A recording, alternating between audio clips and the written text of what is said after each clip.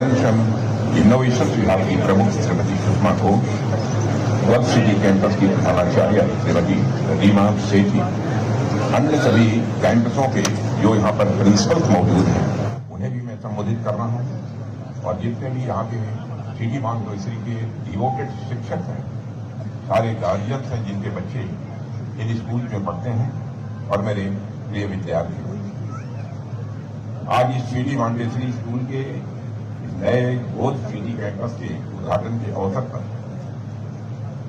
मेरा यहां पर मौजूद होना मेरे लिए ये बहुत ही सुखद स्थिति है। लखनऊ की प्रोग्रेस को देखना और यहां के संस्थानों को आगे बढ़ते हुए देखना और यहां के बच्चों की आंखों में भविष्य के सपने चमकते हुए देखना मेरे लिए व्यक्तिगत संतोष और हर्ष का विषय होता है।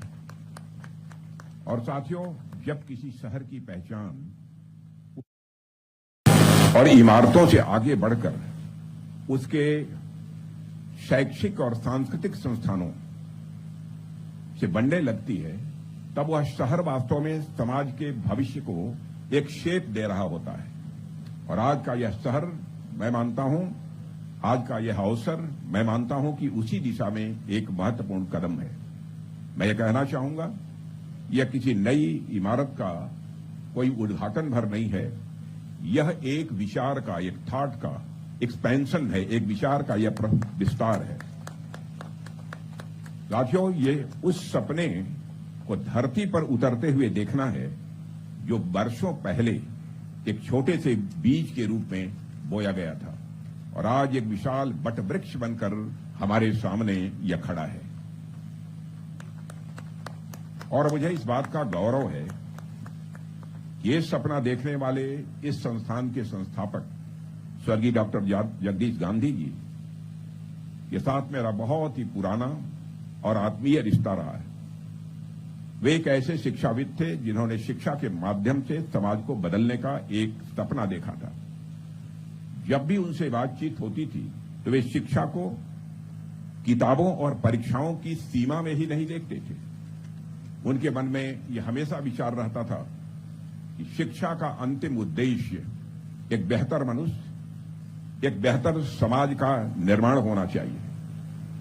और आज जब मैं उनके इस स्वप्न को इस रूप में साकार होते हुए देखता हूं, और जब मैं इस परिसर को, यहां की ऊर्जा को और यहां के पढ़ने वाले बच्चों की संभावनाओं को देखता हूं, तो निश्चित रूप से मुझे संतोष ही नहीं बल्कि हर्ष की अनुभूति होती है। उनके बाद डॉक्टर भारती गांधी जी और पूरे संस्थान ने जिस समर्पण के साथ उनके कार्य को आगे बढ़ाया है, मैं समझता हूं कि हर व्यक्ति के लिए ये बहुत ही इंस्पिरेशनल है, बहुत ही प्रेरणादायी है। साथियों, आज उत्तर प्रदेश एक व्यापक दृष्टि के साथ तेजी से आगे बढ़ रहा है। यह बात मैं केवल मैं नहीं कह रहा हूं, बल्कि भारत के सारे लोग इस सच्चाई को स्वीकार करते हैं। पिछले कुछ वर्षों में हम सबने देखा है कि राज्य ने इन सभी क्षेत्रों में एक बहुत ही महत्वपूर्ण प्रोग्रेस की है।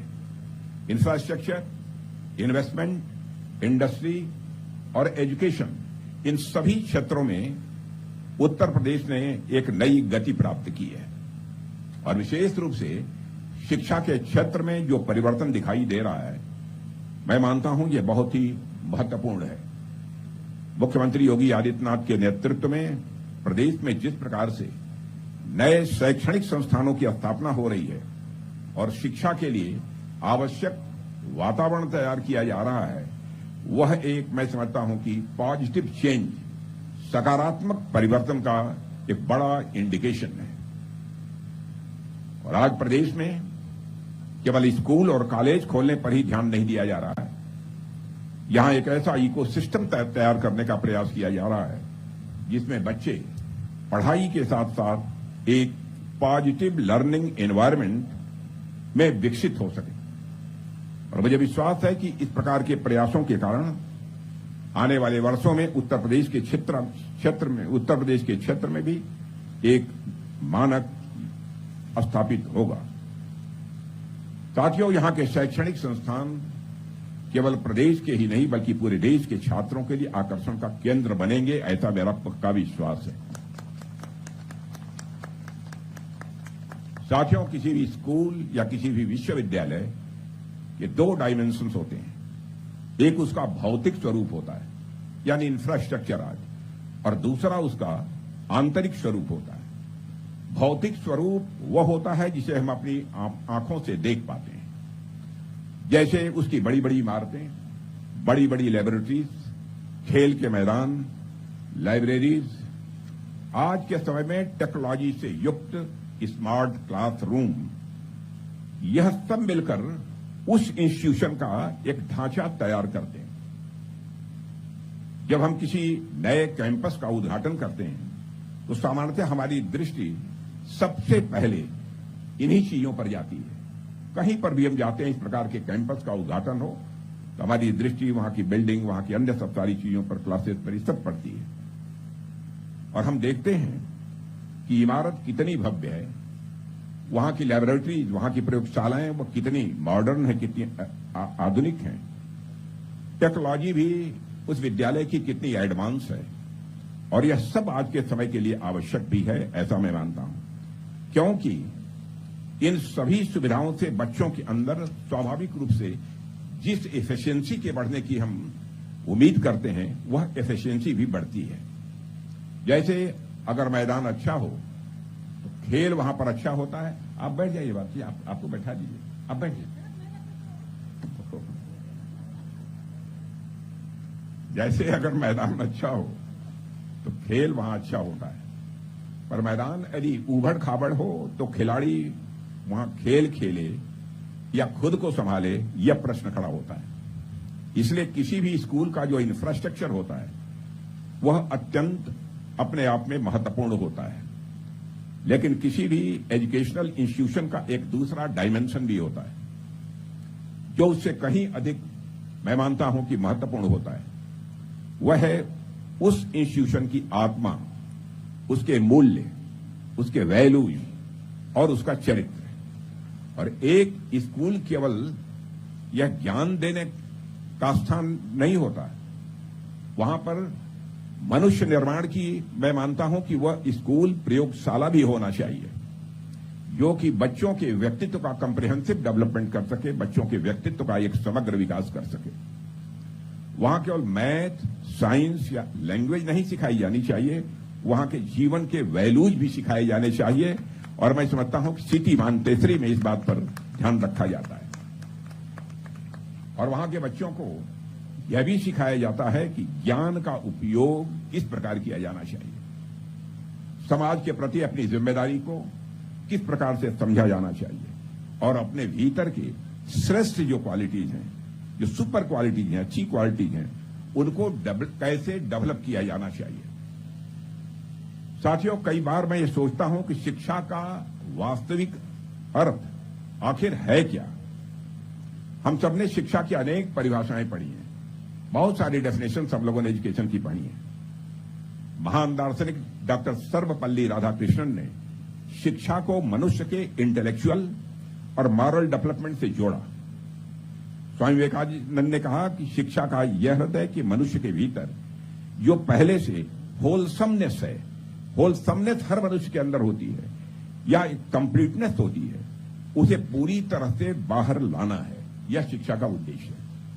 और दुनिया के कई अन्य चिंतकों ने भी शिक्षा को अलग अलग दृष्टियों से समझने का अपने स्तर पर प्रयास किया है, लेकिन मैं अपने जीवन के अनुभवों के आधार पर यदि शिक्षा का अर्थ समझने की कोशिश करता हूं तो मुझे लगता है शिक्षा का असली अर्थ केवल किताबी ज्ञान अथवा डिग्री हासिल करने तक सीमित नहीं है, बल्कि यह एक ऐसा दर्पण है, एक ऐसा मिरर है जिसमें हमें खुद को और पूरी दुनिया को एक नई रोशनी में देखने का मौका मिलता है।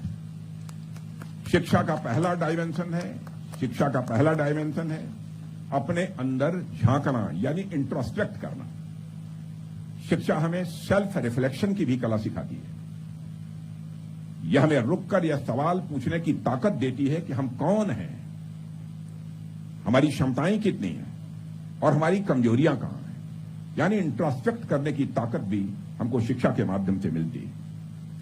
जब हम अपने भीतर की आवाज को सुनना सीख जाते हैं, हम अपने थॉट्स, अपनी फीलिंग्स और हमारी प्रेजुडिसेस क्या है उसको भी पहचानने लगते हैं।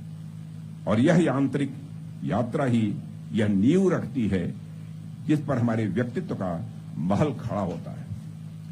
साथियों, शिक्षा का दूसरा डायमेंशन है अपने बाहर की चीजों को और अच्छी तरह से समझना। अभी मार्च का महीना चल रहा है, इसमें आप देख रहे हैं कि वृक्षों के पत्ते झड़ रहे हैं और कुछ ऐसे भी वृक्ष हैं जिनमें नए पत्ते आ भी रहे हैं। ये सब भी आप देखेंगे तो ये भी आपको कुछ सोचने पर मजबूर कर देता है। इसी सूक्ष्म दृष्टिकोण में हमें जीवन की कॉम्प्लेक्सिटी और खूबसूरती का एहसास होता है। और इन दोनों एस्पेक्ट का जो कोऑर्डिनेशन है, दोनों पहलुओं का जो समन्वय है, वह तीसरे और सबसे महत्वपूर्ण डायमेंशन को जन्म देता है, जो है कैरेक्टर डेवलपमेंट, कैरेक्टर बिल्डिंग। और ध्यान देने वाली बात एक और है कि हम आमतौर पर कैरेक्टर को बड़े सीमित दृष्टिकोण से देखते हैं, लेकिन मैं मानता हूं कि इसे वाइडर पर्सपेक्टिव में देखा जाना चाहिए। चरित्र का अर्थ है हमारे सामने क्या करणीय है, क्या किया जाना चाहिए और क्या नहीं किया जाना चाहिए, यानी क्या करना है, क्या नहीं करना है, क्या सही है, क्या गलत है। इसके बीच हमको सोचने का एक विवेक भी चरित्र देता है और इसलिए यह बहुत महत्वपूर्ण है। इसलिए हमको अपने बच्चों को एजुकेशन के साथ साथ कैरेक्टर बिल्डिंग पर भी ध्यान देना यह जरूरी है। और भारत तो वैसे भी अपने नाम के अनुरूप निरंतर ज्ञान में रत रहा है। ज्ञान की खोज में ही यह भारत प्राचीन काल से लेकर अब तक ये देखिए तो लगा रहा है। भारत के नॉलेज ट्रेडिशंस में शिक्षा को केवल ज्ञान अर्जित करने का साधन भर नहीं माना गया, बल्कि ये चरित्र निर्माण का भी माध्यम माना गया है। हमारे शास्त्रों का एक सुंदर सूक्ति है, वह संस्कृत में है, एतद् देश प्रसूतस्य शकाशादग्र जन्मनः स्वं स्वं चरित्र शिक्षेरन पृथिव्याम सर्व मानवा। इसका अर्थ यह है कि इस देश में जन्मे हमारे पूर्वजों के जीवन से पूरी पृथ्वी के मनुष्य अपने चरित्र की शिक्षा लें। केवल अपने देश के नहीं, धरती पर रहने वाले जो भी मानव मात्र हैं तभी इससे शिक्षा लें अपने चरित्र की। आप सोचिए कि हमारे एंसेस्टर्स, हमारे पूर्वजों का चरित्र कैसा था कि पूरी दुनिया को उनसे शिक्षा लेने के लिए कहा जा रहा था उनके द्वारा। इसका मतलब यह है कि हमारे यहां शिक्षा का उद्देश्य केवल इंटेलेक्चुअल डेवलपमेंट यानी बौद्धिक विकास ही नहीं था, बल्कि यह कैरेक्टर बिल्डिंग था, चरित्र का निर्माण भी था। इसलिए प्राचीन काल से जब तक्षशिला, आनंद, नालंदा और विक्रमशिला जैसे महान विश्वविद्यालय अस्तित्व में थे, तब दुनिया के दूर दूर देशों से विद्यार्थी भारत आते थे और इन शिक्षण संस्थाओं में वो पढ़ाई करते थे। फायान का नाम आपने सुना होगा, वेनसांग का नाम सुना होगा। ये लोग भी भारत आए। वे यहां इसलिए आए थे क्योंकि इस देश में ज्ञान के साथ साथ लाइफ वैल्यूज, जीवन मूल्य भी सिखाए जाते हैं, इसीलिए वह भारत में आए थे। और भारत उस समय विश्व के सामने केवल एक ज्योग्राफिकल यूनिट नहीं था, यानी केवल भौगोलिक यूनिट नहीं था, वह ज्ञान और संस्कृति के एक वैश्विक केंद्र के रूप में भारत जाना जाता था। और साथियों, हमारे इतिहास में एक नहीं अनेक ऐसे उदाहरण मिलते हैं जब ज्ञान के माध्यम से समाज को दिशा देने का काम किया गया है। गौतम बुद्ध का तो जीवन आप में से अधिकांश लोगों ने पढ़ा ही होगा। उनके बाद के समय में आदि शंकराचार्य ने भी अपने ज्ञान के माध्यम से भारत की सांस्कृतिक और आध्यात्मिक एकता को, कल्चरल और स्पिरिचुअल यूनिटी को मजबूत करने का प्रयास किया है। और उन्होंने देश के चारों दिशाओं में चार धाम की स्थापना की, अद्वैत के विचार को स्थापित किया, धर्म का एक नया स्वरूप उन्होंने दुनिया के सामने रखा है। आधुनिक भारत में भी हमें ऐसे अनेक उदाहरण मिलते हैं, चाहे सावित्रीबाई फुले हों, ज्योतिबा फुले हों, सभी ने शिक्षा को समाज के वंचित वर्ग यानी समाज के अंतिम सीढ़ी पर बैठे हुए लोगों तक भी पहुंचाने का एक साहसिक कार्य किया है। उन्होंने यह दिखाया है शिक्षा समाज में समानता और जागरूकता लाने का सबसे प्रभावी और सबसे सशक्त माध्यम होता है। और आगे चलकर देखा जाए तो साइंस और एग्रीकल्चर के क्षेत्र में भी हमने सब यही कुछ देखा है। Doctor MS. स्वामीनाथन ने एग्रीकल्चर साइंस के माध्यम से देश को फूड ग्रेन्स के क्षेत्र में आत्मनिर्भर बनाने में भी बहुत ही महत्वपूर्ण भूमिका का निर्वाह किया है। डॉक्टर वर्गीज कुरियन, इनका भी नाम आपने सुना होगा, ने व्हाइट रिवॉल्यूशन के माध्यम से भारत को विश्व के सबसे बड़े मिल्क प्रोड्यूसर देशों में शामिल कर लिया। डॉक्टर जगदीश चंद्र बसु का उदाहरण हमारे सामने है। उनके पास प्रारंभिक समय में बहुत ही आधुनिक लैब और बहुत शानदार अथवा बहुत ही ऐसी कोई लैब्स नहीं हुआ करती थी, लेकिन उनके भीतर जो जिज्ञासा थी, जो क्यूरियोसिटी थी, जो खोज करने की उनके अंदर भावना थी, उसने उन्हें विज्ञान की दुनिया में आज अमर बना दिया है। साथियों, इन सभी उदाहरणों में एक समान बात दिखाई देती है। पहले उन्होंने ज्ञान अर्जित किया और फिर उसी ज्ञान को समाज के कल्याण के लिए वह समर्पित किया। यही शिक्षा का वास्तविक उद्देश्य है कि व्यक्ति अपने ज्ञान का उपयोग केवल अपने लिए नहीं बल्कि समाज की प्रगति के लिए भी करे।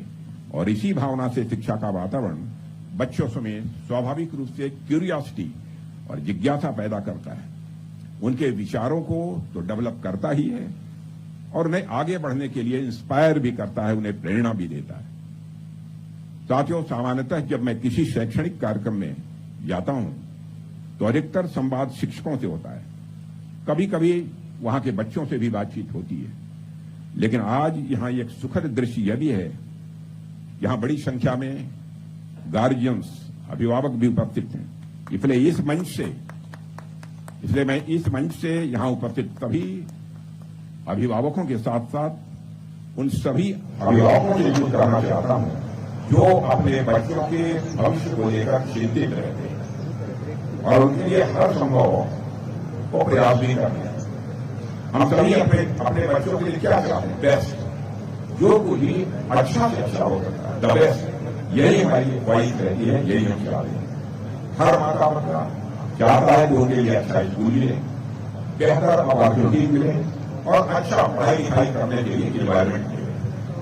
लेकिन हमें यह भी सोचना होगा, क्या बच्चों को केवल एक अच्छे स्कूल में भेज देना है कि हमारी जिम्मेदारी का अंत हो जाता है? मुझसे यदि कोई पूछे तो मैं कहूंगा कि बिल्कुल नहीं।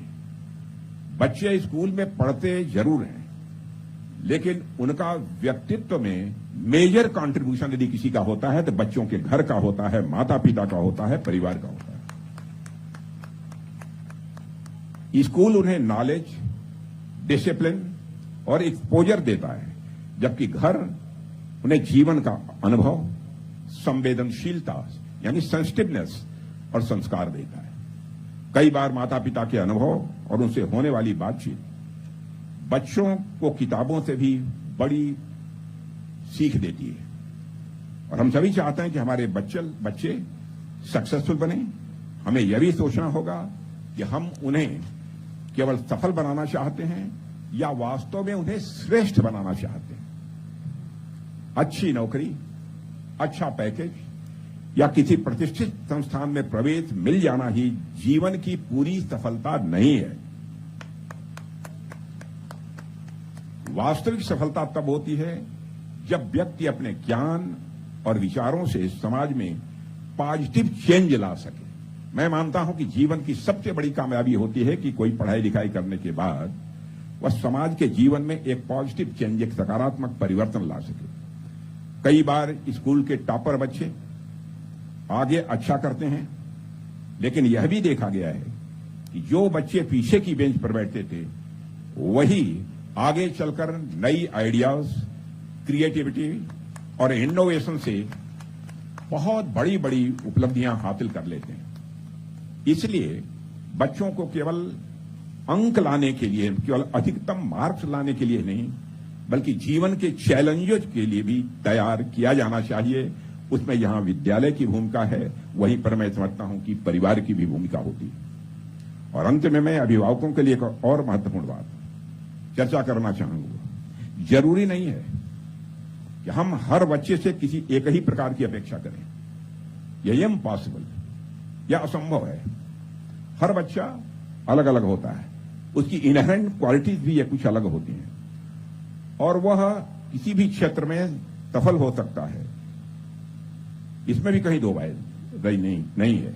हमें केवल यह नहीं देखना है कि वह किस तरह पैसा कमाएगा, बल्कि हमें यह देखना है कि वह किस काम में बच्चे को करने में खुशी मिलती है। किसी को म्यूजिक पसंद है, किसी को स्पोर्ट्स, किसी को टेक्नोलॉजिकल इनोवेशन में तकनीकी नवीनीकरण बोलते हैं वो पसंद है, किसी को आर्ट्स पसंद है। हमें बच्चों का नेचुरल इंस्टिंक्ट ये पहचानना होगा कि नेचुरल इंस्टिंक्ट बच्चों की क्या है और उसी दिशा में उन्हें आगे बढ़ने में सहयोग हमको देना चाहिए। मैं ऐसी अपेक्षा करता हूं। कई बार साथियों ऐसा भी देखने को मिलता है कि लोग जीवन में बड़े बड़े पदों तक पहुंचने के बाद भी अपना रास्ता बदल देते हैं और अपने मनपसंद ट्रैक पर फिर वो लौट आते हैं। तब हमें सोचना चाहिए कि यदि अंततः व्यक्ति को अपने मन की दिशा में ही जाना है तो क्यों न प्रारंभ से ही बच्चों की रुचि को, बच्चों के इंटरेस्ट को हम समझ लें। इसके लिए किसी बाहरी सहायता की आवश्यकता नहीं है। सबसे पहले और सबसे महत्वपूर्ण सहयोगी स्वयं यदि कोई होता है तो उनके पेरेंट्स होते हैं, उनके माता पिता होते हैं, गार्जियंस होते हैं। यदि बच्चा अपने काम से खुश है, संतुष्ट है और अपने जीवन में पॉजिटिव, वह अपने जीवन से पॉजिटिव एनर्जी दे रहा है, यही मैं समझता हूं कि उसकी सबसे बड़ी कामयाबी है और यही किसी भी अभिभावक की मैं मानता हूं कि सच्ची उपलब्धि भी है। मुझे प्रसन्नता है यह इंस्टीट्यूशन, यह संस्थान भी इस दिशा में निरंतर कार्य कर रहा है, सिटी वांटेसी, और यहां बच्चों को बेहतर वातावरण देने का प्रयास भी किया जा रहा है ताकि वे अपने भीतर की छुपी हुई प्रतिभाओं को पहचान सकें और उन्हें डेवलप भी कर सकें, उन्हें विकसित भी कर सकें। और मुझे पूरा विश्वास है कि यह नया परिसर जिसका आज उद्घाटन हुआ है, आने वाले समय में उसी भावना के साथ यह परिसर भी आगे बढ़ेगा और यहां से निकलने वाले विद्यार्थी समाज और देश के लिए सकारात्मक योगदान, पॉजिटिव कंट्रीब्यूशन देने की दिशा में भी वह आगे बढ़ेंगे। जैसे एक वृक्ष समय के साथ अपनी शाखाएं फैलाता है और लोगों को छाया देता है, उसी प्रकार मुझे विश्वास है कि इस इंस्टीट्यूशन की भी शाखाएं और आगे फैलेंगी और अधिक विद्यार्थियों तक शिक्षा और संस्कार की रोशनी पहुंचाएंगी, ऐसा मेरा विश्वास है। इसके लिए यह कामयाबी उनको हासिल हो, इसके लिए मैं इंस्टीट्यूशन को अपनी तरफ से शुभकामनाएं देता हूं। और इसी विश्वास के साथ आज मैं इस अवसर पर डॉक्टर भारती गांधी, प्रोफेसर भारती गांधी और पूरे सिटी वांटेसी स्कूल परिवार को इस नए परिसर के लिए हार्दिक बधाई देते हुए अपना निवेदन समाप्त करता हूं। आप सबको बहुत बहुत